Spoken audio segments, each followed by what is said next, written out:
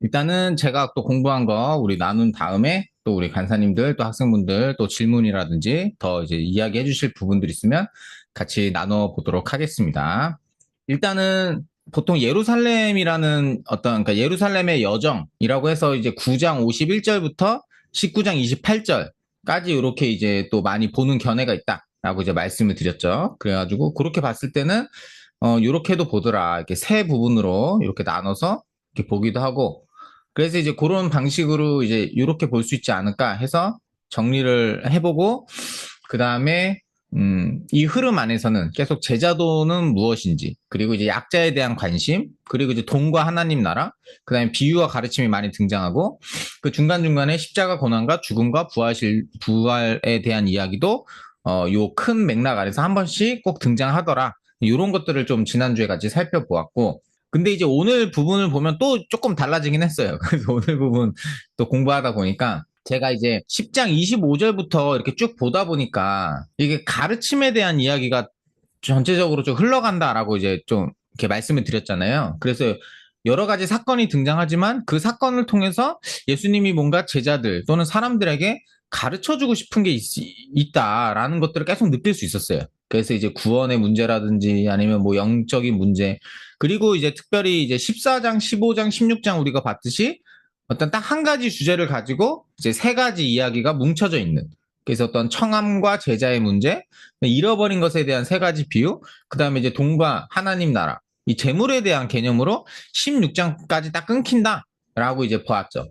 그리고 나서 이제 아까 봤던 19장 28절까지는 딱 그 어떤 하나의 단락이 끊겨지는 게 이제 느껴져요. 그래서 이제 19장 28절과 29절은 분명하게 다른 장면인 것 같다. 다른 어떤 저자가 여기서는 우리 이제 개역개정에서는 이제 19장 안에서 같이 연결을 시키고 있지만 이 다른 복음서, 뭐 마태복음이라든지 마가복음은 다 이 베다니, 벳박에 요 가까이 이르렀을 때 이제 나귀를 타고 예루살렘 입성하시는 그 장면, 거기서부터 완전히 새로운 장으로 시작을 하거든요. 그래서 이제 누가복음도 여기 이제 개역개정의 19장으로 같이 연결이 되지만 여기는 나눠서 보는 게 맞지 않을까 이렇게 이제 느껴진다라는 거죠. 그리고 나서 이제 17장 그 앞부분 이제 쭉 연구를 하다 보니까 요것도 말씀을 드렸어요. 여기 이제 나병 환자 10명 중에 한 명이 깨끗함을 받는 사건. 근데 요게 이 18장에 나오는 요 사건이랑 뭔가 대꾸가 되는 것 같더라라고 말씀을 드렸죠. 요거는 이제 누가복음에만 등장하는 나병 환자 그 한 사람의 감사. 요거는 누가복음에만 등장하는 장면인데 18장에 이제 오늘 봐야 될 부분이죠. 18장 부분. 18장에 이제 그 여리고 가까이 가셨을 때 한 맹인이 고침받는 사건. 근데 요게 방금 앞에서 봤던 나병 환자 사건이랑 비슷한 폼을 갖고 있다. 그래서 거기 사람들이 우리를 불쌍히 여기소서 이렇게 했고 예수님이 그들의 병을 고쳐주셨고 그리고 그들이 하나님께 영광을 돌렸고 그 예수님이 마지막 대답이 똑같다. 내 믿음이 너를 구원하였다. 그래서 요 사건을 보면은 이제 마태복음에서는 내 믿음이 너를 구원하였다. 요렇게 표현하지 않고 마가복음은 그렇게 똑같이 표현하긴 해요. 근데 앞에서 봤던 이 나병 환자 사건은 누가복음에만 기록되는 걸로 봤을 때는 이게 대꾸가 되지 않을까? 그냥 이런 생각을 갖고 좀 말씀을 보기를 시작을 했어요. 근데 이제 18장 부분을 보면은 이제 오늘 공부할 우리가 부분을 보면은 이렇게 시작이 돼요. 제가 이렇게 박스를 쳐놨죠. 항상 기도하고 낙심하지 말아야 할 것을 비유로 말씀하셨다. 그러니까 요 비유는 요 주제인 거죠. 항상 기도하고 낙심하지 말아야 할 것. 예. 그래서 18장에 딱 들어가면 두 가지 비유가 등장하더라고요. 그 첫 번째가 항상 기도하고 낙심하지 말아야 할 것. 그거를 1절부터 8절까지 이야기를 하고 그 다음에도 9절부터는 이제 또 이렇게 나오고 그 다음에 여기도 이제 박스를 쳐놨어요. 자기를 의롭다고 믿고 다른 사람을 멸시하는 자들에게 비유로 말씀하시되 그러면서 이제 이런 내용을 이제 비유를 하시는 거죠. 그래서 18장을 들어갔더니 비유가 두 가지가 등장하네. 그 첫 번째 비유는 아까 말씀드린 대로 항상 기도하고 낙심하지 말아야 할 것. 두 번째 비유는 자기를 의롭다고 믿고 다른 사람을 멸시하는 자들에게 가르치시는 그 비유. 이게 두 가지가 등장하더라고요. 그래서 이제 머릿속에 이제 이렇게 생각을 해봤어요. 아까 말씀드린 그 이 사건들, 믿음으로 구원받은 이 두 사건이 만약에 대꾸고, 요 두 가지 비유도 뭐 대꾸식으로 이렇게 비유가 두 가지가 등장한 거라면, 이렇게 생각하고 나서 앞뒤로 또 이렇게 쭉 살펴보기 시작했어요. 그래서 이제 18장 15절, 방금 여기 받고, 그럼 여기 이제 18장 요 15절에는 또 무슨 이야기가 등장하나, 이렇게 봤더니, 이제 하나님 나라에 대한 말씀이 나오더라고요. 그래서 하나님 나라는 이런 자들의 것이다. 여기 하나님의 나라는 이런 자들의 것이다 하면서 어린아이와 같은, 어린아이 같이 받아들이지 않는 자는 들어가지 못한다. 그러니까 반대로 말하면, 어린아이 같이 받아들이는 자가 하나님 나라에 합당한 자다. 이런 이제 내용이 나오죠. 그리고 나서 어떤 관리가 무엇을 하여야 영생을 얻겠습니까? 하고 나서 이 마지막 24절이 또 뭐라고 말씀하시냐? 하나님 나라에 들어가는 것에 대한 개념으로 또 대답을 해주세요. 그래서 우리가 누가복음 때도 잠깐 이제 공부하면서 봤는데 이 질문, 무엇을 하여야 영생을 얻으리까? 이게 앞부분에도 한번 등장했어요. 근데 그때는 이게 대답이 이제 다른 본문이고 여기서 이게 이제 한 번 더 등장한다라는 거죠. 근데 여기 이제 내용은 다 아시는 거니까. 그래서 이제 가난한 자들에게 나눠주라. 그러면서 하늘 보화가 있을 것이다. 했더니 그 사람이 큰 부자여서 그 말을 듣고 근심하였다. 그랬더니 예수님이 이제 재물 있는 자는 하나님 나라에 들어가기가 어렵다. 그래서 하나님 나라 들어가는 것에 대한 개념으로 이야기를 해주세요. 그러니까 어찌 보면 앞에서도 어린아이 세우시면서 하나님 나라에 합당한 자. 요것도 한 가지 개념으로 보면 하나님 나라에 어떤 사람이 들어갈 수 있는지, 하나님 나라에 합당한 자, 이런 개념이 나오고 있고, 그리고 여기 뒤에도 그런 중 누가 구원을 얻습니까? 했더니 뭐 이렇게 베드로가 우리는 다 버리고 주님을 따랐는데요 했더니 이제 예수님이 하나님의 나라를 위하여 버린 자는 현세에서 여러 번 받고 영생을 얻지 못할 자가 없다. 한마디로 누가 구원받습니까? 하나님 나라를 위하여 버린 자가 구원을 받는다. 그래서 여기도 어찌 보면은 계속 하나님 나라라는 개념을 가지고 뒤에 계속 등장을 하더라고요. 그래서 여기 보시면 그 마지막에 뭐라고 말하느냐. 예수님이 이제 예루살렘에 올라가서 이제 한마디로 고난받고 죽고 다시 부활할 거다. 그 말씀으로 딱 끝나요. 그래서 어찌 보면은 이 18장 15절부터 34절까지는 키워드가 하나님 나라가 아닐까. 하나님 나라에 합당한 자가 뭔지, 하나님 나라에 들어갈 자가 어떤 사람들인지, 그리고 그 하나님 나라가 완성되는 그 하나님 나라의 원리, 바로 예수님의 십자가, 그것이 무엇인지를 쭉 이야기하고 있지 않나. 이런 생각이 들었어요. 그래서 여기는 하나님 나라의 원리와 가르침을 하고 계시네? 이렇게 생각하고 나서 다시 이제 요 사이, 그럼 앞부분을 본 거죠. 그럼 여기는 무슨 내용이 등장했었지? 라고 보니까 여기가 이제 지난주에 공부했던 그 인자의 날, 그거에 대한 쭉 이야기가 나와요. 근데 여기서도 그 첫 번째 질문이 바리새인이 하나님 나라가 어느 때에 임합니까? 그랬더니 예수님이 하나님 나라는 너희 안에 있다. 이렇게 나오는 거예요. 그래서 하나님 나라가 언제 어디에 임합니까? 했더니 언제 어디가 아니라 너희 안에 있다 하면서 이제 그 인자의 날 그거에 대해서 쭉 이야기를 하시죠. 예. 근데 여기도 그 하나님 나라가 언제 완성되는지 그 전에 무슨 일이 있는지가 25절에 그가 먼저 고난을 받고 이 세대에 버림받아야 할지니라. 그래서 요게 25절은 누가복음만 기록됐다라고 지난주 말씀드렸잖아요. 예. 그래서 이제 하나님 어찌 보면은 그 방금 봤던 18장 부분도 쭉 하나님 나라 이야기하다가 맨 마지막에 예수님이 십자가 순환을 딱 얘기하세요. 그것처럼 여기도 하나님 나라에 대한 이야기가 쭉 나오는데 그 중간에 예수님의 십자가 순환 말씀이 들어가 있다라는 거죠. 그래서 이제 하나님 나라가 임함의 어떤 힌트처럼 이렇게 말씀을 하는 거.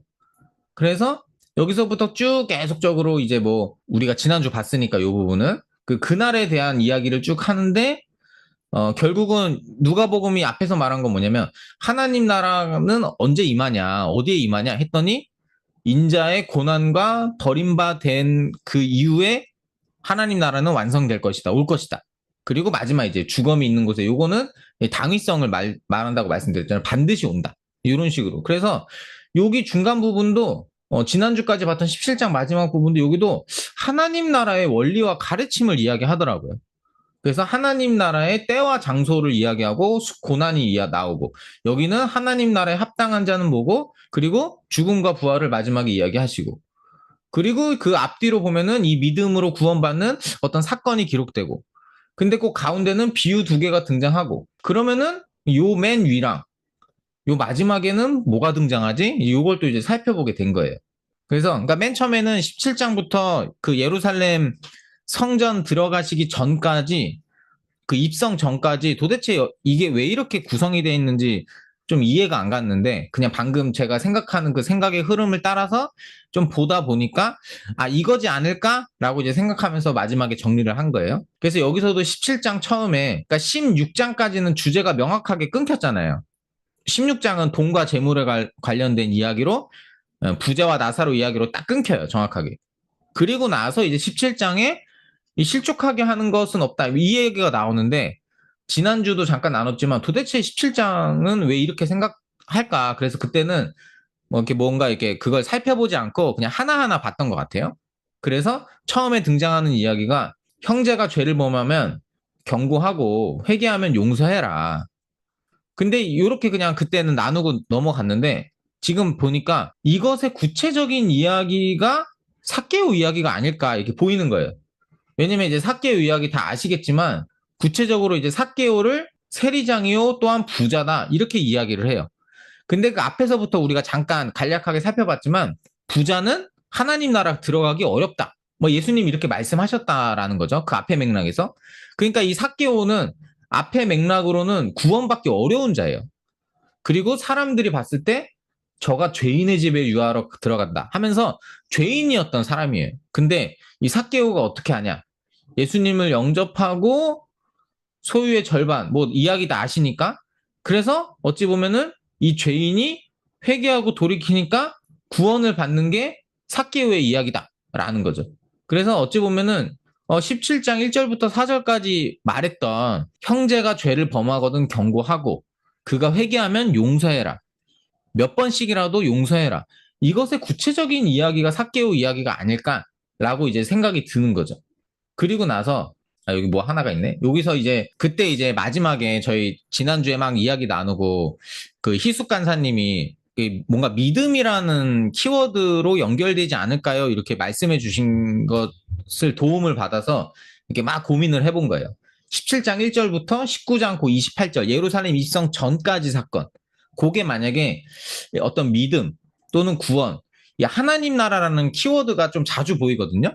그게 진짜 키워드라면 정말 이 세 가지 관계, 믿음과 정말 구원과 하나님 나라의 정말 관계를 잘 설명해주는 그 실제적인 사건이 바로 삭개오 사건이 아닐까. 예, 그래서 이제 진짜 죄인이 회개하고 돌이키면 누구든지 구원을 받을 수 있다라는 것에 대해서 이제 보여주는 것 같고, 그리고 나서 이제 17장 그 5절부터는 무슨 이야기가 나왔냐면, 앞에서는 회개하면 용서해라 이렇게 말하고 나서 겨자씨에 대한 이야기가 나오는데, 여기서도 종에 대한 이야기가 나와요. 그래서 너희들 어차피 이리저리 해도 무익한 종 아니냐, 뭐 이렇게 이거에 대해서 아무튼 요거 그때 나눴으니까 밭에서 돌아와도 또 준비하고 수종 들고 이렇게 하지 않겠냐? 그냥 너희들 무익한 종이다.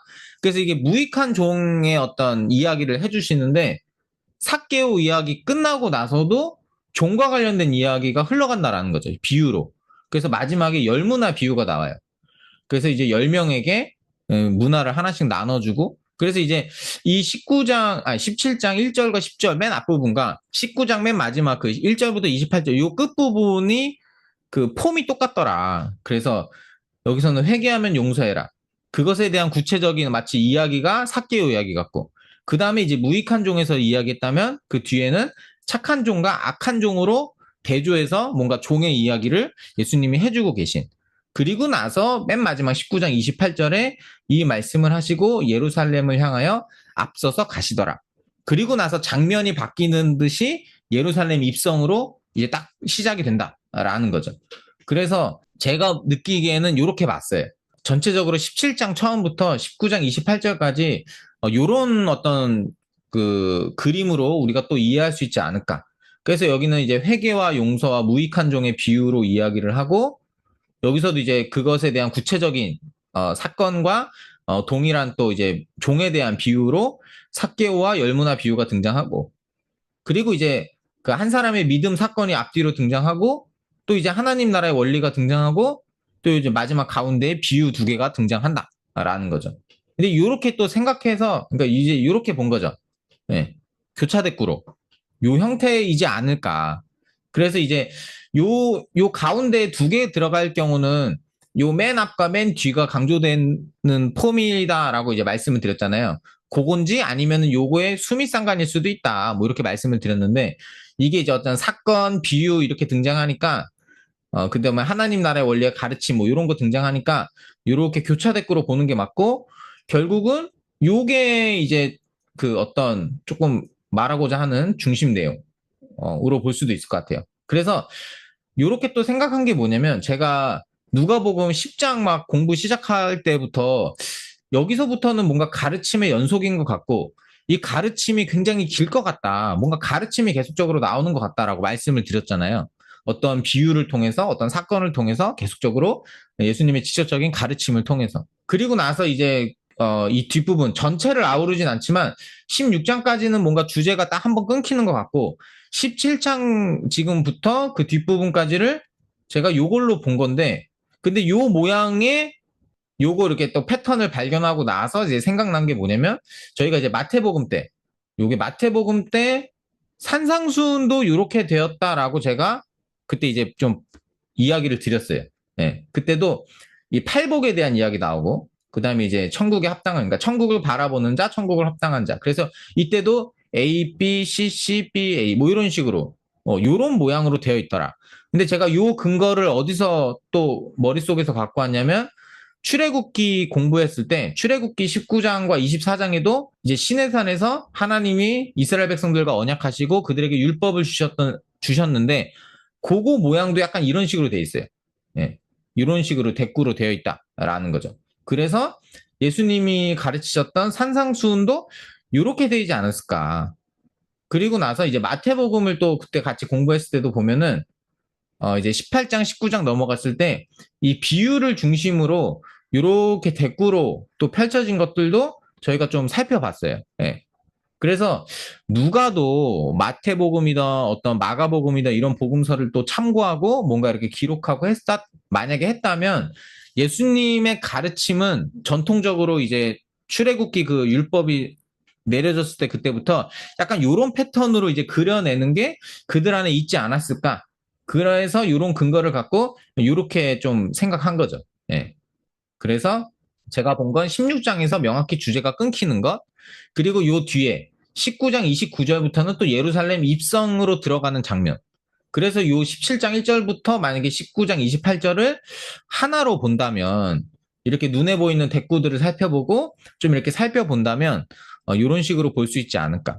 근데 요 전체적인 흐름 안에서 계속적으로 흘러가는 건 하나님 나라, 그 다음에 믿음, 그리고 그러면 그 믿음은 실제적인 삶에서 어떻게 나타나는가, 무엇이 진짜 믿음인가, 요런 것들의 관계를 전체적으로 설명해 주는 것 같아요.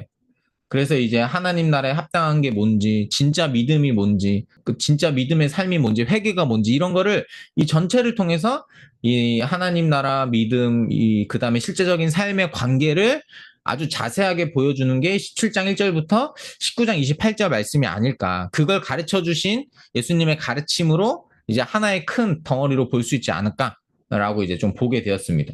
그래서 이제 큰 그림은 이렇게 이해를 하게 됐고, 그 다음에 우리가 이제 17장까지는 그래도 지난주에 조금 살펴봤으니까, 이제 18장부터 조금 자세하게 이제 하나하나 좀 살펴본다면, 사실 이거 머리 쓰느라고 이거 발견하고 막 연구하는데 지능을 다 썼어요. 그래서 이제 한 18장부터는 막 자세하진 않고 그래도 이게 조금씩 봐야 되니까 한번 이렇게 설명을 하려고 이렇게 써놨습니다. 여기 보면은 이제 불의한 재판장 비유가 이제 등장하죠, 18장에. 그래서 요거는 항상 기도하고 낙심하지 말 것이 주제임을 앞에서 딱 명확하게 밝혀줘요.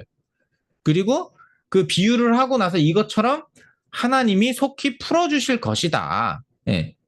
그리고 나서 제가 조금 이렇게 요 사건 안에 등장하는 조금 키워드를 살펴보니까, 일단은 이 과부가, 이게 누가복음에만 기록되어 있는 비유거든요. 일단은 이 어떤 등장하는 비유의 주인공인 이 과부는 약자를 표명하고 있다라는 게 보이는 거죠. 일단 과부라고 표현하고 있고 원한이 있다. 그래서 제가 이제 한마디로 억울한 과부다. 한마디로 그 앞에서부터 막 여러 약자들이 나오잖아요. 여기도 이제 과부도 이제 약자다. 예, 라는 것들을 좀 볼 수 있고. 그리고 번거롭게 하니 막 이렇게 나와요. 근데 이제 번거롭게 하는 게 뭘까 해서 단어를 좀 찾아보니까 이게 노력, 수고 또는 고난 이렇게 해석되는, 그러니까 번역이 되는 그런 단어예요. 그래서 이렇게 한마디로 그가 이렇게 수고하고 노력하니 어떠냐, 불의한 재판장이라도, 이 재판장 특징이 하나님도 두려워하지 않고 사람도 무시하는 뭐 이런 재판장이거든요. 근데 그 불의한 재판장도 들어준다. 근데 이제 요점은 그거죠. 이런 불의한 재판장도 들어주시는데 너희의 하나님이 밤낮 부르짖고 이런 자들에게 풀어주시지 않겠느냐. 이 비유는 이제 그거고. 근데 이제 번거롭게 하다가 이 누가복음 안에서 또 쓰인 데가 있었어요. 그게 뭐냐면 요 이제 기도에 대해서 또 말씀해 주실 때 이제 11장에 봤는데 덫이 있는데 한마디로 이제 밤중에 떡 달라 했더니 계속 이제 먹을 것이 없노라 하면서 나를 괴롭게 하지 말라 하면서 이미 문이 닫혔다 하면서 이제 내게 줄 게 없노라. 근데 이 간청함, 바로 이 괴롭게 하지 말라, 이 간청함 때문에 내가 그 요구를 들어주리라. 요 비유에서도 이 동일하게 쓰이더라고요. 그래서 뭔가 누가복음에서 말하는 이제 동일한 이제 기도, 뭔가 이제 구하는 것. 요 앞에 우리 지금 18장도 낙심하지 말고 항상 기도할 것에 대해서 말하는 거잖아요. 근데 요 어떤 번거롭게 하는 이 태도와 자세가 앞에 있는 비유, 기도에 대한 비유에서도 동일하게 등장하더라. 이제 이런 것들을 좀 발견할 수 있었고, 그러고 나서 이게 쭉 이야기를 하는데, 뭐 억울한 가부 이제 약자가 등장하고 번거롭게 하는 그런 만큼의 기도의 어떤 수고와 노력도 이야기하고, 그러면 불의한 재판장도 들어준다. 그리고 나서 말하는 게 하나님도 그렇게 들어주실 것이다. 원한을 풀어주실 것이다. 근데 8절에 보면 그러나가 나와요. 그러나 인자가 올 때 세상에서 이런 믿음을 보겠냐. 끝까지 이런 믿음이 있는 자를 보겠냐. 이렇게 이야기한다라는 거죠. 그래서 이건 뭘까라고 해서 좀, 근데 이제 생각을 해봤는데, 앞에서부터 이제 인자의 날에 대한 이야기가 쭉 나오잖아요. 이게 이제 그거랑 연결해서 좀 생각을 해야 된다라고 이제 생각했어요. 그래서 이제 인자의 날은 언제, 어디에 임하는 게 아니라 정말 번개같이, 노아의 때 같이, 롯의 때 같이 그냥 일상 살다가 어느 날 갑자기 너희에게 임한다. 근데 그 인자의 날은 그 인자가 고난과 버림받는 그게 있어야 그 다음에 인자의 날이 온다. 라는 거. 그래서 그게 반드시 온다. 그런 것들을 이제 앞에서 맥락에서 이야기하잖아요. 근데 그때, 그럴 때 정말 낙심하지 않고 끝까지 노력하는 믿음을 보겠느냐라고 마지막에 이제 이야기를 하시는 거. 그럼 거꾸로 말하면 그런 낙심하지 말고 끝까지 정말 애쓰는, 끝까지 붙드는 그런 믿음을 가져라라는 메시지가 이제 요 비유의 메시지다라고 볼 수가 있는 거죠. 그러니까 쉽게 말하면 이제 나중에 복음서에 등장하겠지만 인자가 고난받고 버림받는 그날, 바로 예수님 십자가에 달리는 그날 다 도망가잖아요, 사실은. 네. 끝까지 정말 이런 하나님을 붙들고 막 기도하고 낙심하지 않는 그런 믿음을 보지 못하잖아요. 예. 어찌 보면 이제 그런 모습이죠. 근데 예수님이 이제 정말 그런 믿음을 가지기를, 끝까지 그런 날이 오더라도 기도하고 낙심하지 말고 끝까지 인자를 붙드는 그런 믿음이 있기를 말하면서 요 기도의 내용, 이 비유의 내용을 하시는 게 아닐까. 그래서 우리가 이렇게 이해할 수 있지 않을까라고 이제 생각을 합니다. 그리고 나서 이제 두 번째 비유는 이제 여기 뭐 이제 바리새인이랑 세리가 대조가 되죠. 바리새인은 이렇게 기도하고 세리는 이렇게 기도하고. 근데 이제 진짜 그러니까 한마디로 요 비유를 통해서 말하는 건 진짜 의롭다고 인정받는 믿음이 뭐냐. 다른 게 아니라 진실된 회개다라는 거죠. 그래서 이제 하늘을 쳐다보지 못하고 가슴을 치며 정말 나는 죄인으로서이다. 그러니까 이제 계속적으로 하나님 나라와 어떤 믿음의 관계를 계속적으로 이것들이 이야기를 한다면 정말 우리에게 요구되는 믿음이 뭐냐? 앞에서 보여줬던 어떠한 상황에서도 낙심하지 말고 끝까지 기도하는 그 믿음. 그리고 두 번째는 진실된 회개의 기도. 이게 진짜 하나님께 인정받는 하나님 나라에 갈 수 있는 그런 믿음이다. 라는 것을 얘기해 주는 것으로 저는 봤어요. 근데 이제 또 한 가지 생각한 건, 그러면 이 비유가 둘 다 기도에 관련된 거잖아요, 사실. 이 앞에 뒤에 것도 기도고, 여기 앞에 것도 이제 낙심하지 말고 기도할 것에 대해서 말하는 건데, 왜 이 가르침 내용 안에서 가장 또 뭔가 가운데 배치된 두 가지 비유의 공통점이 왜 기도일까? 라고 생각하고 답은 아직 성령님이 안 주셨어요. 모르겠어요. 이 기도, 왜 기도지? 라는 거. 조금 더 생각을 해봐야 될 것 같아요. 뭔가 지금 하나님 나라, 믿음, 그리고 실제적인 삶, 뭔가 이것들을, 이렇게 잘 그 관계들을 계속적으로 얘기하는 것 같은데, 요 가운데, 정말 의롭다고 인정받는 믿음을 요 두 가지를 제시하는데 요게 다 기도랑 뭔가 관련이 있는 거죠. 그래서 요거는 조금 더 생각을 해봐야 될 것 같고 혹시 또 우리 간사님들 중에도 또 이렇게 아이디어가 생각난다든가 또 이제 성령님이 주시는 지혜가 있다면 한번 나눠주시면 좋을 것 같아요. 그리고 나서 이제 아이들 이제 데려오는 장면. 그래서 여기는 이제 다른 복음서에서도 다 아시고 많이 이제 들어보신 거니까. 그래서 이게 마태랑 마가랑 흐름이 비슷해요. 내용도 보니까 거의 비슷하더라고요. 그래서 이제 어린아이 데려오는 장면, 그 다음에 이제 무엇을 하여야 영생을 얻겠습니까의 장면, 그리고 마지막에 십자가 고난과 죽음과 부활을 이야기하시는 장면. 요게 이제 다른 복음서랑 거의 이제 비슷하게 흘러가요. 그래서 이 두 번째 장면은 무엇을 하여야 영생을 얻겠습니까? 했더니 이제 하나님 나라 들어가는 것. 그리고 마지막에 그럼 누가 구원을 얻었습니까? 그랬더니 하나님 나라를 위하여 버린 자가 구원을 받는다. 그리고 이제 마지막에는 이제 십자가, 순환, 고난, 죽음에 대해서 이야기하시는 장면. 그래서 어찌 보면은 요 15절부터 34절은 하나님의 나라는 정말 이게 어린아이처럼 받아들이는 또는 제자들처럼 모든 것을 버리고 따라가는 정말 이 마지막 그 십자가 죽음, 고난과 죽음과 부활까지도 동참하는 자가 하나님 나라에 들어간다. 약간 이런 하나님 나라의 원리를 쭉 이야기해 주시는 장면으로 이제 우리가 이해하면 될 것 같고, 여기는 이제 그렇게 어렵지 않게 우리가 마태복음에서 봤던 것도 있고 하니까 이게 쭉 보면 될 것 같더라고요. 근데 이게 쭉 비교해서 보다가 차이점이 하나 있어요. 그게 뭐냐면 이 34절 말씀 있죠. 요거는 누가복음에만 기록돼 있어요. 다른 복음서는 여기서 끝나요. 예수님 말씀대로 3일 뒤에 살아나리라 하고 나서 다음 장면으로 넘어가요. 근데 누가복음은 이것을 제자들이 깨닫지 못하고 그때 말씀이 감추어졌다라고 이제 등장한다라는 거죠. 그래서 이제 이 십자가 고난과 죽음과 부활을 말씀하시는데 이게 감추어졌다. 이게 원어를 찾아보니까 숨기다, 감추다, 가리다 이런 뜻을 갖고 있어요. 그래서 이것들을 좀 이렇게 찾아보니까 누가는 이때까지는 제자들이 깨닫지 못했다, 알지 못했다. 그 말씀이 감추어져 있기 때문에 그들이 깨닫지 못했다. 이런 식으로 이제 마무리가 되는데, 그러니까 여기까지는 아직 제자들은 깨닫지 못했다. 근데 누가복음 24장 45절에는 이제 어떤 내용이 나중에 나오냐면은 이제 예수님이 마지막에 모세의 율법 선지자의 글 시편에 나를 가리켜 기록된 게 모든 것이 이루어져야 할 것이다 라고 하고 나서 그들의 마음을 열어 성경을 깨닫게 하셨다 이렇게 나와요. 그리고 나서 똑같이 예수님의 고난, 죽음, 부활과 이것을 전하여야 될 것.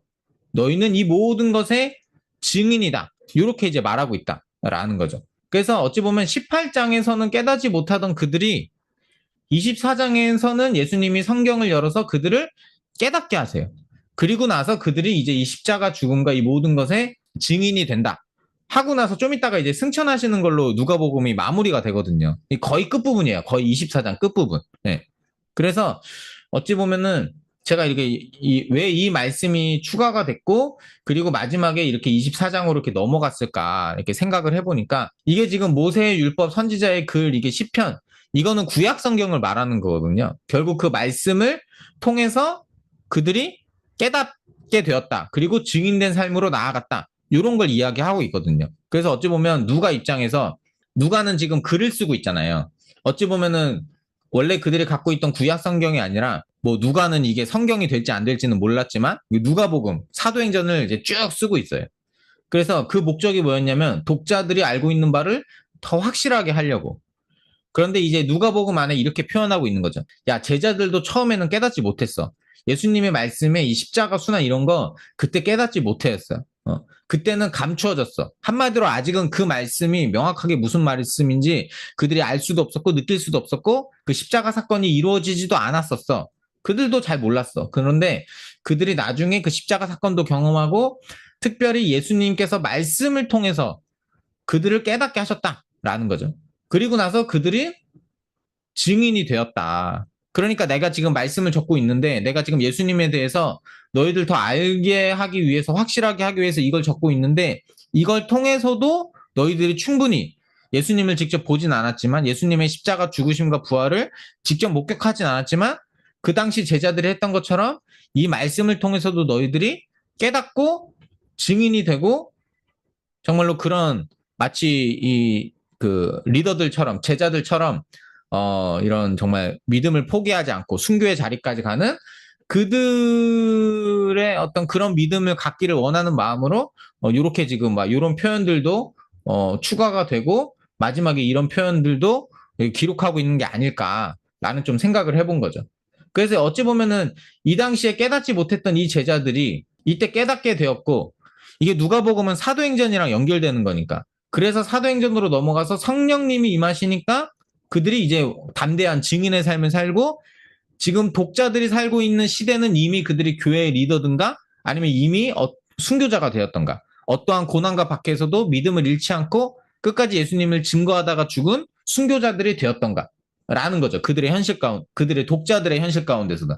그러니까 이렇게 이제 말씀 이런 식으로 연결을 시켜서 읽고 있는 뭐 그들 또는 지금의 우리들도 이 말씀을 통해서 더 깊이 깨닫고 더 확실히 알아서 정말 증인돼 정말 어떤 상황에서도 믿음을 잃지 않는 정말 이렇게 순교의 어떤 그런 삶까지도 나아가게 하려는 의도가 좀 누가복음 안에 있지 않았을까 이런 것들을 좀 생각하게 되었습니다.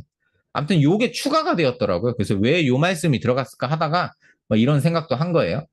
그리고 나서 이제 여기 이제 방금 설명드린 기록하고 있는 누가복음 이 사도행전 요거를 통해서 그들도 이런 믿음을 더 확실하게 더 분명하게 알기를 원하는 그런 기록 의도가 요 18장 34절에 있지 않았을까 이렇게 봤고 그 다음에 이제 여리고 가까이 가셨을 때 요 아까 이제 요건 대꾸가 되는 이제 사건이다. 그래서 이제 요건 자세하게 설명 안 드릴게요. 여기 패턴이 똑같다. 불쌍히 여기소서 병 고치고 하나님께 영광. 요 다른 복음서 모두 다 그 예루살렘 입성하기 전에 요 사건이 일어난 걸로 기록하고 있어요. 특별한 차이점은 없고 마태복음만 내 믿음이 너를 구원하였다. 이런 믿음에 대한 언급이 마태복음만 빠져 있고 마가복음이랑 내용이 거의 비슷해요. 예. 그래서 이제 그런 부분이고 그래서 이제 전체적으로 이런 흐름으로 이제 쭉 보았는데 여기서 이게 등장하는 인물들을 좀 이렇게 봤을 때는 계속적으로 이제 잃어버린 자, 연약한 자, 사회적으로 어찌 보면은 더 불리한, 없는 사람들을 계속적으로 누가복음은 강조하고 있다. 이런 게 좀 보이더라고요. 사건별로 이제 좀 등장하는 인물들을 보면, 나병 환자도 여기 등장하고, 그러니까 여기 긍정적인 어떤 믿음을 통해서 뭔가 하나님의 은혜를 입든가, 뭔가 이제 하나님 나라에 합당한 자다라고 예수님이 표현하는 자들. 여기는 이제 그 반대로 등장하는 자들. 그래서 이제 어떤 여기는 재판장으로 등장하고 바리새인, 부자 이런 사람들은 이제 이 세상 우리가 땅을 디디고 사는 이 세상에서 어떤 뭐 권력도 갖고 뭔가 있는 약간 그런 사람들로 자꾸 표현이 되고 여기는 이제 반대죠. 예, 이런 것들을 이 사건 전체 안에서 등장하는 인물들을 이렇게 딱 대조시켜 보면은 계속적으로 누가복음이 연약한 자 쪽에 계속 마음을 쏟고 있는 것들을 볼 수가 있다라는 거고 그리고 이제 아까는 이제 18장까지 이야기를 나눈 거고 19장으로 가면은 뭐 이제 삭개오 이야기가 나오죠. 여기는 이제 뭐 내용을 너무나도 잘 아시니까 그래서 가장 대표적인 어떤 죄인이 진심으로 회개하고 돌이켜서 그 집에 구원을 받는 그래서 어찌 보면 이제 뭐 19장 이 10절을 누가복음의 키버스로 많이 보잖아요. 핵심 구절로 정말 예수님이 왜 왔냐 잃어버린 자를 찾아 구원하려 함이다. 그래서 어찌 보면 앞에서부터 막 이렇게 가르침과 예수님이 관심을 쏟았던 그 전체 이야기에 뭔가 이제 핵심 마무리 같은 어떤 하나의 이야기로 여기 삭개오 이야기가 등장하는 것 같고 그리고 나서 이제 열무나 비유가 이제 나오죠. 그래서 이제 아까 이제 말씀드린 대로 여기 28절 이후부터는 다른 장면으로 넘어가는 것 같고, 그래서 여기까지를 끊어서 본다면 이제 열무나 비유가 나오는데, 요게 원래 그때 마태복음 때도 봤지만 이게 개역개정 성경이나 이런 거 보면은 이게 병행 구절로 보거든요.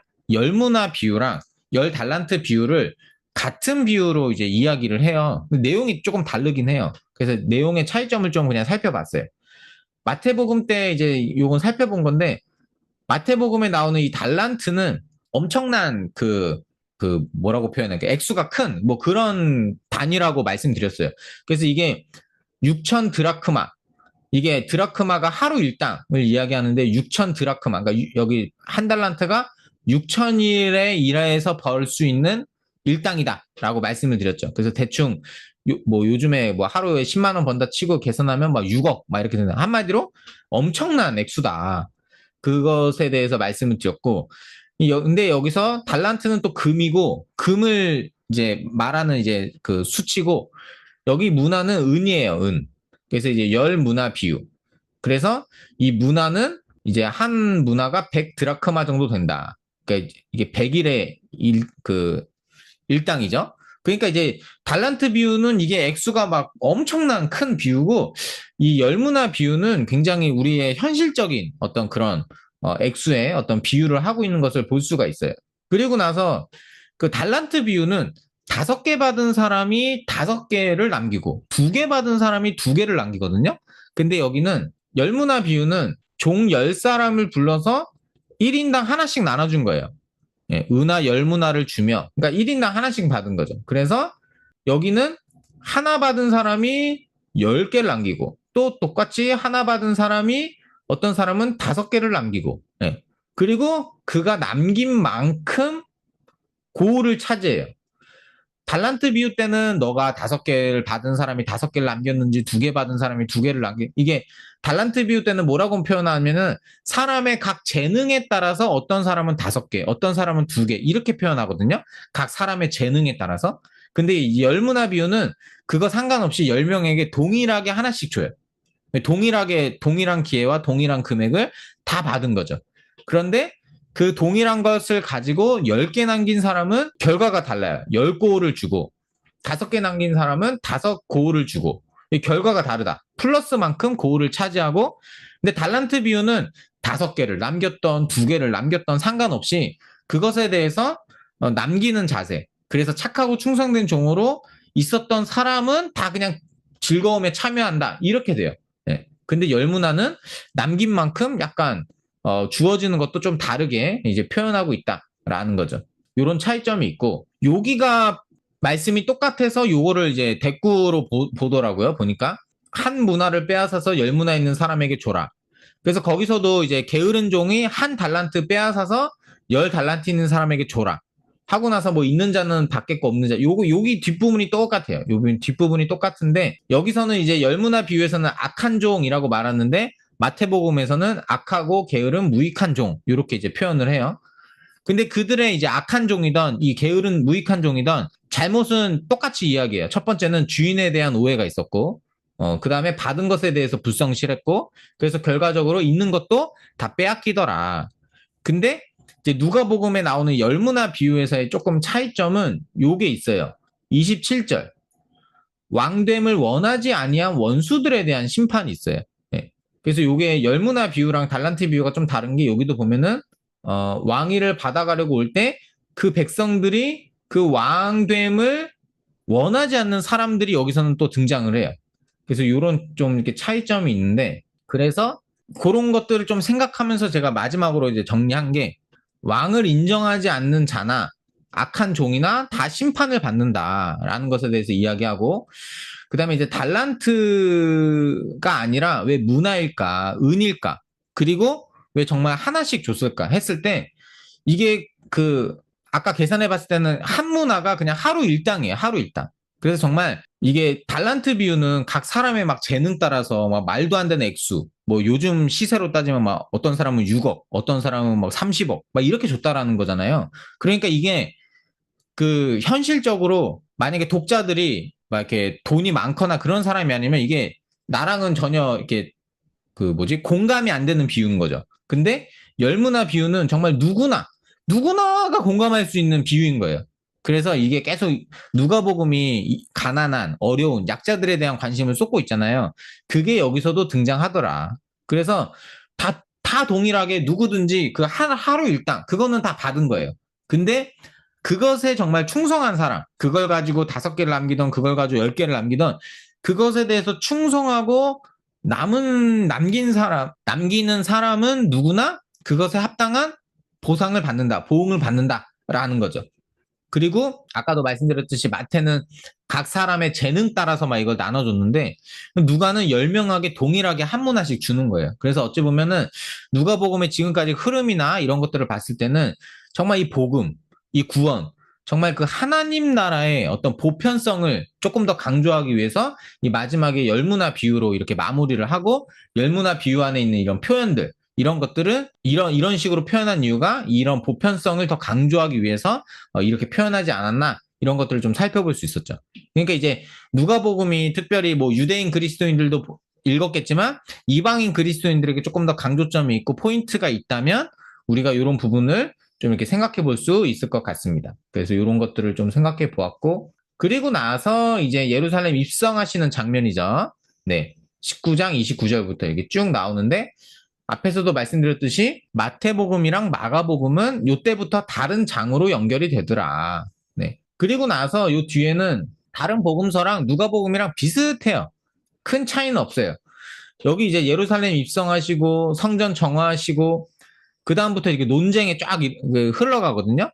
그래서 이제 다른 복음서는 뭐 여기 좀 혼인잔치 비유가 있다든가, 뭐 두 아들 비유가 등장한다든가, 아니면 가장 큰 계명이 뭡니까? 뭐 이런 장면이 등장한다든가. 근데 이런 것들 빼면 다른 복음서랑 거의 순서도 비슷하고 논쟁으로 쭉 이야기다가 나오고 이제 20장 끝까지 그리고 21장 5절까지 그 과부의 헌금 이야기까지 포함해서 다 이제 성전 안에서의 어떤 논쟁으로 이게 다 이렇게 본문이 이제 구성되어져 있다. 이런 것들을 이제 볼 수가 있어요. 그래서 이 누가복음만 이렇게 살펴봤을 때는 이 19장 28절부터 이제 그 좀 이렇게 21장까지 좀 이렇게 쭉 봐야 되지 않을까라고 좀 생각이 들었어요. 왜냐면 예루살렘 성전을 이제 입성하시죠? 그 다음에 성전 정화하시죠? 그리고 이제 여기서부터 여기까지는 성전 안에서 가르치시는 이야기가 쭉 나오고 마지막에는 결국 그 성전이 무너질 것을 예고하시는. 네. 그래서 이게 어떤 무대가 변화돼서 성전을 중심으로 이제 성전 들어가는 거, 성전 정화하시는 거, 성전에서 논쟁하시고 마지막에 이 성전 안에 있는 이 사람들의 어떤 이런 것들이 다 이제 거짓되고 막 이렇게 하니까 결국 이 성전 이제 필요 없는, 결국 무너져야 되는 것, 이런 식으로 해갖고 성전 무너짐의 어떤 가르침까지 해서, 그리고 나서 이제 22장으로 넘어가거든요. 여기가 21장 끝부분이에요. 21장 38절이 끝이고 22장 1절부터는 이제 아예 여기 써놨네요. 여기 아예 다른 이제 무교절이 다가온다 하면서 이제 예수님이 이제 잡히시고 십자가 이야기로 22, 23, 24 이렇게 쭉 흘러가요. 네. 그래서 요 21장까지는 이렇게 성전이라는 어떤 무대를 중심으로 성전 입성하시고 정화하시고 논쟁하셔서 결국 이것들을 다 무너뜨리는, 그래서 이런 흐름으로 이게 진전으로 볼 수도 있고 절정으로 볼 수도 있나? 그냥 이런 생각만 가졌어요. 이게 어떤 하나의 스토리처럼 이렇게 쫙 흘러가거든요. 그래서 이렇게 성전을 중심으로 이렇게 볼 수 있겠다. 그래서 이제 19장 이제 예루살렘 입성하시는 장면은 뭐 여기도 다른 복음서랑 뭐 내용이 막 크게 다르진 않아요. 그래서 이제 마가복음이랑 내용이 비슷하고 마태복음은 직접적으로 구약을 많이 인용해요. 우리 학생분들 피드백할 때도 잠깐 나눴는데 나귀를 타고 온다. 근데 이제 마태복음은 구체적으로 이것은 스가랴 말씀을 이루려고 하신 거다. 그때 스가랴 말씀에 그는 나귀를 타고 오시니 겸손한 왕이다. 뭐 이런 식으로. 그래서 이제 직접적으로 인용하는데 누가복음은 어떤 말씀을 직접적으로 인용한 것 같은 뉘앙스를 거의 하지 않아요. 네. 여기 보시면 제가 보기에는 이 사건에서 제일 중요한 건 이 38절이더라고요. 왜냐면 여기가 찬송하리로다 주의 이름으로 오시는 왕이요. 이렇게 쭉 나오는데 우리가 대부분 아시듯이 이때는 마태 마가는 호산나가 나와요. 호산나 다윗의 자손이여, 호산나 주의 이름으로 오시는 이여, 다윗의 나라를 이루소서, 막 이런 식으로 이 호산나라는 단어와 이런 것들의 대사를 통해서 구약을 연상시키는 뉘앙스로 대사가 다 돼 있어요. 근데 누가는 어떤 구약을 연상시키기보다 예수님에 대해서 직접적으로 설명하고 증언하는 뉘앙스가 훨씬 더 크더라고요.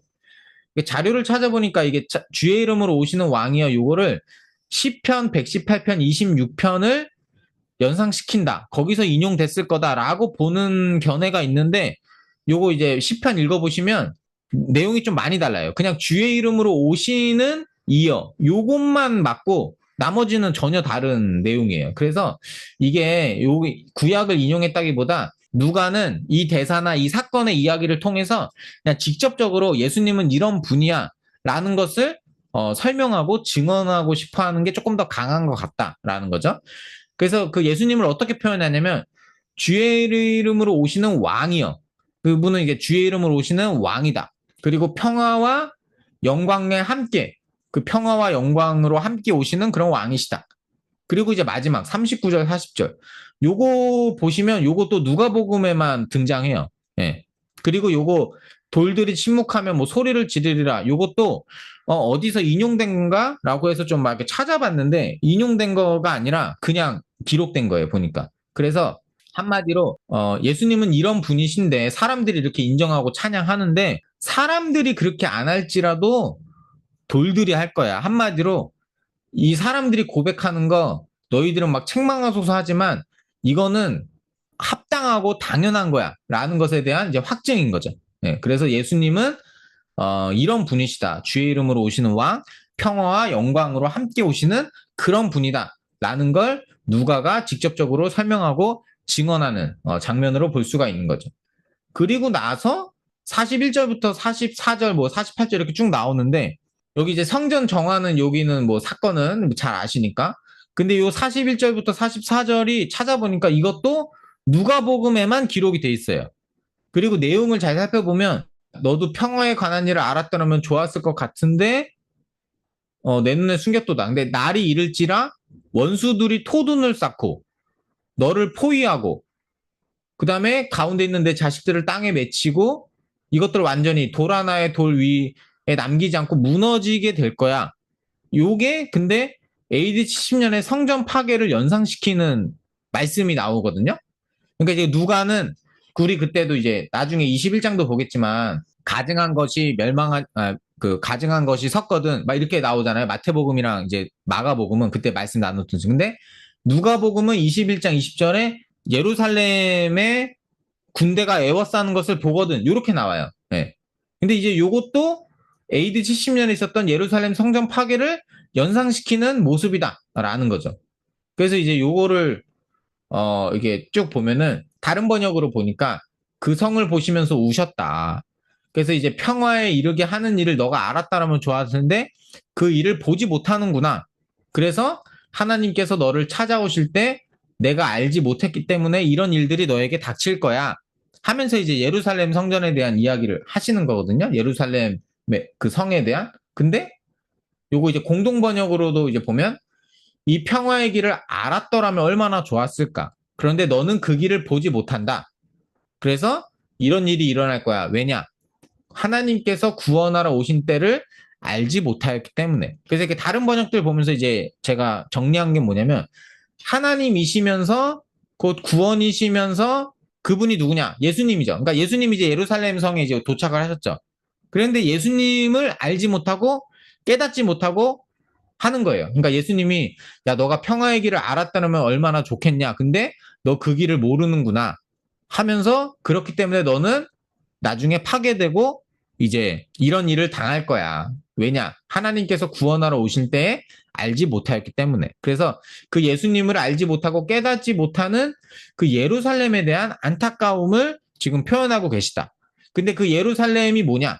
그 안에를 보니까 막 장사하는 사람들 있고 나중에 이제 논쟁들이 쭉 나오잖아요. 거기에 중심에 있는 막 대제사장들, 서기관들, 막 장로들, 막 이런 사람들이 정말 하나님, 정말 구원, 그걸로 오시는 그 예수님을 알지 못했기 때문에 결국 그들이 마지막에 이제 심판으로 가는. 그래서 21장까지 쭉 어떻게 연결이 되는 것으로 저희가 좀 볼 수가 있겠더라고요. 그래서 이제 뭐 장사하는 자들 내쫓으시고 요거는 이제 내용 거의 비슷하니까 그리고 나서 20장부터 이제 성전으로 들어가는데 제가 이제 그냥 조금 차이점을 본 거는 이 마태복음이랑 마가복음은 이 성전 정화하고 나서 예수님이 성 밖으로 나가요. 그래서 이제 21장, 그러니까 마태복음에도 이 성전 정화 끝나고 나서 성 밖으로 베다니에 가서 거기 유하셨다 이렇게 나오고 마가복음도 성전 정화하고 나서 일단 성 밖으로 한번 나가세요. 성 밖으로 나가더라. 근데 이제 누가복음은 이제 여기서 19장 끝나고 20장으로 넘어갈 때 어떤 그 시간적 표현은 언급은 하긴 하는데 여기 하루는 하면서 이게 시간의 변화에 대한 언급은 하긴 하지만 장소에 대한 변화가 언급을 안 해요. 그래서 이제 제가 느끼기에는 계속적으로 성전 입성부터 성전이 무너지는 것까지 이렇게 우리가 하나의 맥락으로 계속 누가는 연결시켜서 지금 이야기하고 있는 걸로 보는 게 맞지 않을까. 그래서 저는 이게 이런 느낌이 계속 들더라라는 거죠. 예. 그리고 나서 여기 이제 뭐 20장으로 넘어가면은 이제 권위에 대한 논쟁, 그 다음에 그 권위를 더 추가적으로 설명하시는 바로 아들을 보냈는데도 죽이고 거절하는 이야기. 그래서 이제 요게 예수님이 오셨는데도 거부하고 믿지 않는 그들에 대한 비유 말씀. 요 나중에 이제 그들이 그러잖아요. 이 비유를 자기들에게 하신 말씀인 줄 알고 막 화내서 이제 막 죽이려고 하는. 그래서 이제 앞에서 제가 아까 말씀드린 그 예루살렘 성을 보면서 이제 탄식하시는 요 19장 41절 44절이 그렇게 여기 예루살렘 안에 있는 사람들이 예수님을 깨닫지 못하고 그런 뉘앙스로 연결해서 이제 저희가 볼 수 있지 않을까라고 이제 여기다 적어놨고 그리고 나서는 뭐 논쟁이 계속 나와요. 세금 논쟁 나오고 그 다음에 이제 두 번째는 이제 부활 논쟁 나오고 그 다음에 계속 이제 부활 논쟁 나오고 그래서 이제 여기 부분만 성전에서 올라가셔서 이제 논쟁하시는 것만 또 따로 비교해 보면 다른 복음서랑 비교해 봤을 때는 거의 차이가 없어요. 그래서 저희가 마태복음 공부했을 때 어떤 그런 뭐 의미로 우리가 파악을 해도 크게 똑같아요. 비슷해요. 그래서 권위에 대해서 가르치시고 세금 논쟁, 부활 논쟁, 그 다음에 다윗의 자손 논쟁, 그 다음에 마지막에 서기관의 외식을 조심해라. 그 다음에 과부의 헌금이 나오고 예루살렘 성전 그 파괴에 대한 말씀이 쭉 나온다라는 거죠. 근데 이제 여기서 쭉 보다가 조금 이제 약간의 차이점이 있어서 그냥 거기다가 조금 의미를 부여할 수 있지 않을까 이제 한 부분 본 게 있어요. 그게 뭐냐면 중간에 이제 세금 논쟁이랑 부활 논쟁 이후에 그들의 반응에 대해서 누가복음은 어떻게 이야기하냐면 가이사의 것은 가이사에게 하나님의 것 하나님에게 했더니 그들이 놀랍게 여기고 침묵하였더라 이렇게 표현이 나와요. 근데 이제 그 다음에 나오는 부활 논쟁도 뭐 하나님은 살아있는 자의 하나님이다 했더니 그들의 마지막에 감히 더 물을 수 없었더라 이렇게 나와요. 그럼 이게 다른 복음서랑 좀 살펴보니까 다른 복음서는 요게 이제 원래는 원어를 좀 찾아봤어요. 원어가 같은 원어일까 했더니 원어는 다른 언어인데 이제 비슷한 뉘앙스로 분위기로 이제 마무리를 짓고 있다라는 거죠. 그러니까 논쟁 이후에 말할 수 없었다, 침묵하였다, 질문하지 않았다 이런 식으로. 근데 이제 마가복음이랑 마태복음은 같은 것도 있지만 이제 다르기도 해요. 그냥 마가복음은 세금 논쟁 이후에는 매우 놀랍게 여기더라 이렇게 나오고 부활 논쟁 때는 결과가 나오지 않는데 그 뒤에 가장 큰 계명이 무엇입니까? 요거까지 합쳐서 그 다음에 맨 마지막에 감히 묻는 자가 없었더라. 이렇게 나오는데 마태복음은 계속 놀랍게 여겼다. 이걸로 그냥 끝나요. 놀랍게 여겨 예수를 따라갔다. 그 다음에 가르침에 놀랐더라. 그러니까 이제 누가복음은 이제 더 이상 그들이 말할 수 없고 침묵할 수 없고 막 이런 식으로 이제 이야기를 하더라고요. 이게 좀 차이가 살짝 있더라고요. 예. 이게 쭉 봤을 때 논쟁 부분만 이렇게 봤을 때 여기 그 권위 논쟁은 하나님의 아들 바로 예수님 바로 이제 그 포도원 농부가 이제 자기 아들을 보냈는데도 불구하고 그 아들까지 죽이는 정말 하나님의 아들이신 예수님을 거부하고 거절하고 있는 그들. 그 여기는 그 예수님을 어떻게든 책 잡으려고 넘어뜨리려고 하는 그들의 계략. 요 두 가지 논쟁은. 그리고 이제 마지막. 여기는 어떤 그들이 막 질문하거나 이러지 않고 예수님이 바로 말씀하시고 가르치시는 장면이거든요. 그래서 예수님의 가르침 사이에 정말 그들에 대해서 그들의 외식을 조심해라 하면서 그들에 대한 경고. 그래서 계속 이제 그 반대하는 그들의 모습이 나오거든요. 근데 그들의 모습을 마지막 결론이 어떻게 지었냐? 그들이 말을 할 수 없고 침묵하게 되었다라는 거죠. 그래서 이제 조금 이제 앞부분부터 이렇게 쭉 생각을 해보니까 앞부분에서는 예루살렘을 들어갈 때 사람들은 막 그런 기쁨과 큰 소리로 하나님을 막 찬양하고 제자들의 무리가 있잖아요. 그래서 근데 그들이 야, 저 사람들 입을 막아야 되지 않겠냐 했더니 야, 저 사람들 입을 막을 필요 없다. 그들의 입을 막으면 돌이라도 그렇게 고백할 거야. 뭐 이렇게 하시는데 결국 그 논쟁을 통해서 여기 보면 제가 이제 동일한 입으로 똑같은 입을 가지고 앞에 있는 예루살렘 입성대 사람들은 막 하나님을 찬양하고 기쁘게 하는데 이 사람들은 동일한 입으로 예수님을 비방하고 막 책 잡으려고 했다라는 거죠. 그런데 그 책 잡으려고 했던 그들의 입을 예수님이 막게 하시는 침묵하게 하시는 걸로 여기는 사건의 결론이 짓는다라는 거예요. 그래서 이 흐름으로 봤을 때 그냥 제가 묵상하면서 생각한 거는 여기에 이제 앞에 서 있는 사람들과 이 뒤에 나오는 이 예루살렘에서 논쟁하는 사람들이 약간 대조가 되는 느낌이 들었어요. 앞에 있는 사람들은 예수님을 정말 받아들이고 인정하고 고백하는 입술, 정말 그렇게 찬양하는 그 사람들의 모습이 보이고 그리고 그들을 침묵하게 하려고 했더니 그들을 침묵하지 않게 하시는 그런 예수님의 모습이 보이고 그 뒤에 있는 이제 성전부터 등장하는 그들의 모습은 예수님을 거절하고 막 비방하고 책 잡으려고 하는 그들의 입술. 근데 그들을 결국 그들의 입술은 침묵하게 하시는 예수님의 모습. 그래서 결국 이게 누가복음에서 제가 키워드로 또 생각한 게 증인이라고 말씀을 드렸잖아요. 그러니까 어찌 보면은 예수님을 정말 받아들이고 그분을 인정하면서 그분을 소리 높여 이야기하고 찬양하고 고백하는 이런 것이 바로 증인의 모습이 아닐까라는 걸 뭔가 누가복음이 계속 전달하고 있는 것으로 이제 느껴졌어요. 예. 그래서 이런 것들을 좀 살펴볼 수 있었고 그리고 나서 이제 그 학생분들 피드백 하다가도 좀 이렇게 발견한 건데 제가 발견한 건 아니고 학생분들이 과제하신 거 보고 저도 이제 깨닫게 된 거예요. 여기 보면은 이 앞에 있었던 그 사건, 예루살렘 입성 사건을 보면은 그들이 기뻐하면서 큰 소리로 하나님을 찬양해요.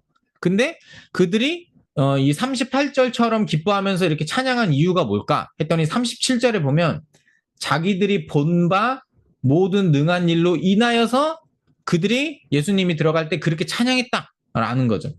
그러니까 어찌 보면은 우리들이 보고 경험하고 여기 보면 세 번역에는 자기들이 본 모든 기적을 두고 그것 때문에 예수님을 주의 이름으로 오시는 왕이여 평화 뭐 하늘의 영광 이렇게 고백했다라는 거죠. 그래서 어찌 보면은 우리가 본 것을 우리가 경험한 것을 그냥 가지고 있는 게 아니라 정말 증언하고 고백하는 것이 정말 증인의 삶이 아닐까. 약간 이런 식으로 뭔가 누가복음 안에서 그런 의미들이 계속적으로 흘러가고 있지 않나. 이런 것들을 좀 살펴볼 수 있었습니다. 그리고 나서 뭐 이렇게 20장 끝부분에 뭐 이렇게 논쟁이 나오는데 요거는 제가 다음 주에 다시 연결해서 조금 더 설명을 해드릴게요. 네. 저도 막 공부하다가 여기까지 머리 쓰고 멈췄어요. 네. 그래서 이런 부분들이 누가복음 안에 있다. 그래서 이제 논쟁 부분까지 보고 여기 이제 여기까지 여기 21장 4절까지를 논쟁으로 보면 될 것 같아요. 논쟁과 가르침으로 보고 요 다음부터 이제 성전을 가리켜서 막 이렇게 이야기할 때 이거 다 무너질 거야. 어떤 징조가 있겠습니까? 이제 이렇게 넘어가는 말씀으로 넘어간다라는 거죠. 그래서 여기까지가 제가 이제 공부했던 부분이고